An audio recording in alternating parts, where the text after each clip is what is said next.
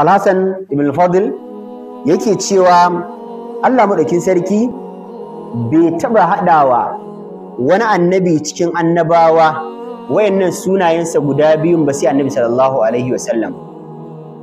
Tunda kan annabi Adam, annabi Idris, Musa, Isa, Ibrahim da dukkan annabawa kakab Qur'ani babu inda Allah madaukin sarki ya hada wani annabi cikin annabawansa wayannan sunaye guda biyu sai ga manzon Allah sallallahu alaihi wasallam.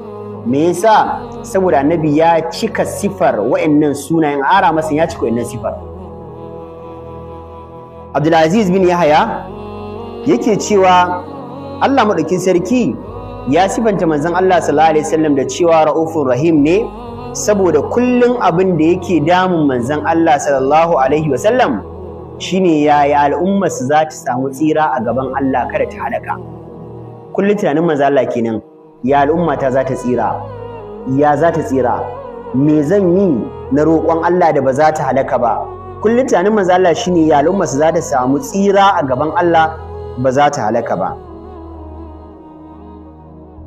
Misalin da zai tabbatar maka da cewa manzo Allah sallallahu alaihi wasallam ya cika wannan sifofi guda biyu, akwai ruwayar Abi Huraira da tana cikin Sahih Bukhari a hadisi na 1304, tana ma cikin Muslim hadisi na 198, Imam Malik ya kata cikin Muwatta hadisi na 198.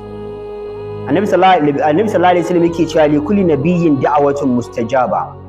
Manzo Allah yake cewa kowane annabi cikin annabawa da Allah ya turo yana da wata addu'a da Allah maɗaukin sarki ya basa, wadda wannan addu'ar Allah ya bashi garantin cewa yana yi za a ansa masa.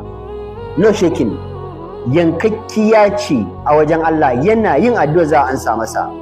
Yad'u biha, wadda Allah sarki ya ba wa kowane annabi roƙi Allah da wannan addu'ar abin da yake so a biya masa bukata.